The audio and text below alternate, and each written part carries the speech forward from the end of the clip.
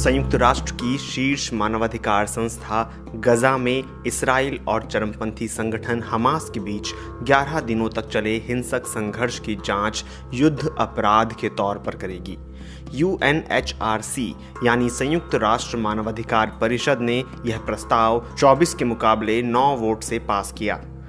14 देश मतदान से बाहर रहे। मतदान न करने वालों में भारत भी शामिल है। गुरुवार को UNHRC का फलस्तीनियों के अधिकारों को लेकर खास सत्र बुलाया गया था। इस सत्र में ऑर्गेनाइजेशन ऑफ इस्लामिक कोऑपरेशन के सदस्य देश एकजुट रहे। OIC फलस्तीनियों के पक्ष में खुलकर खड़ा रहा।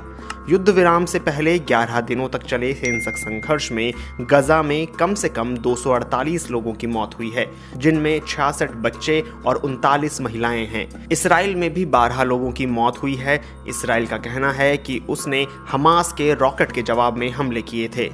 UNHRC के इस प्रस्ताव पर इस्राएली प्रधानमंत्री बिन्यामिन नेतन्याहू ने कड़ी प्रतिक्रिया दी है। बिन्यामिन नेतन्याहू ने कहा, UNHRC में लिया गया शर्मनाक फैसला एक और उदाहरण है कि संयुक्त राष्ट्र की यह संस्था कैसे इसराइल विरोधी मंशा से ग्रस्त है। एक बार फिर से ऑटोमेटिक बहुमत वाली इस काउंसिल ने जनसंहार करने वाले आतंकवादी संगठन, जिसने जानबूझकर इसराइली नागरिकों को निशाना बनाया और गजा के लोगों को ढाल की तरह इस्तेमाल किया, उसके अपराधों पर पर्दा डाल दिया है। इस्राएली प्रधानमंत्री ने साथ ही कहा, हम एक लोकतांत्रिक देश हैं और हमने हजारों बेलगाम रॉकेट हमलों से अपने लोगों को बचाने के लिए जवाबी कार्रवाई की थी। इसे लेकर हमें दोषी पक्ष करार दिया गया है। यह अंतर्राष्ट्रीय नियमों का मजाक है और दुनिया भर में आतंकवादियों के लिए प्रोत्साहन देने वाला साबित होगा। संयुक्त राष्ट्र के इस मानवाधिकार काउंसिल ने गजा, इसराइल और वेस्ट बैंक में अधिकारों के उल्लंघन की जांच कर एक रिपोर्ट तैयार करने के लिए जांच आयोग बनाने का फैसला किया है। इसे सबसे प्रभावी कदम माना जा रहा है। इसराइल के खिलाफ पहली बार बहुमत से जांच आयोग गठित करने का फैसला हुआ है। यह जांच आयोग 11 दिनों तक चले हिंसक संघर्ष की जड़ की भी जांच करेगा। UNHRC में पास किए गए प्रस्ताव के अनुसार अस्थिरता, हिंसक संघर्ष के बचाव, भेदभाव और दमन की भी जांच होगी। इसमें कुछ देशों से हथियारों की आपूर्ति को लेकर भी टिप्पणी की गई है और कहा गया है कि यह मानवाधिकारों और अंतर्राष्ट्रीय कानूनों का गंभीर उल्लंघन है। इस टिप्पणी का निशाना उन देशों पर है जो इसराइल को हथियार देते हैं। चीन, रूस और पाकिस्तान उन देशों में से हैं जिन्होंने इसराइल के खिलाफ मतदान किए। कई पश्चिमी और अफ्रीकी देशों ने इसराइल के समर्थन में मतदान किए। जेनेवा में UN के स्थायी ब्रिटिश राजदूत सिमोन मैनली ने कहा कि इससे बहुत कुछ हासिल नहीं होगा। ऑस्ट्रिया के राजदूत ने कहा कि UNHRC का प्रस्ताव खेदजनक है।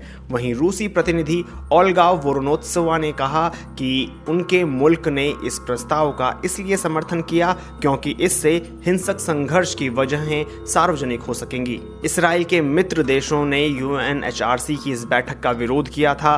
अमेरिका UNHRC में 47 सदस्य देशों में शामिल नहीं है, इसलिए वो वोटिंग में हिस्सा नहीं ले सका। डोनाल्ड ट्रंप ने अपने कार्यकाल में अमेरिका को UNHRC से बाहर कर दिया था।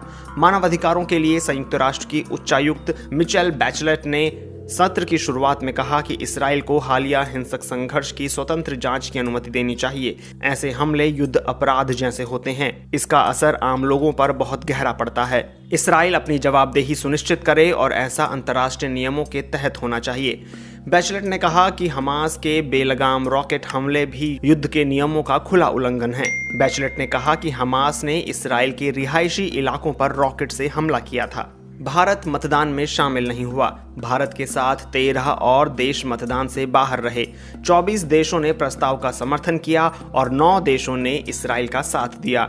भारत ने 27 मई को UNHRC में वही बात कही जो पिछले कई बयानों में कही गई है। भारत फलस्तीनियों के मुद्दों के साथ खड़ा है। वोटिंग से बाहर रहने वाले देश हैं Bharat, France, Italy, Japan, Nepal, Netherlands, Poland, दक्षिण Korea, Fiji, Bahamas, Brazil, Denmark, Togo और यूक्रेन। इसराइल के खिलाफ वोट करने वाले अहम देश हैं चीन, रूस, Pakistan, Bangladesh, Philippines, Argentina, Bahrain, Cuba, Indonesia, Libya, Mexico, Namibia, Uzbekistan, Somalia और सूडान। इसराइल का साथ देने वाले देश हैं ऑस्ट्रिया, बुल्गारिया, कैमरून, चेक Republic, Germany, Malawi, Marshall Islands, Britain और उरुग्वे।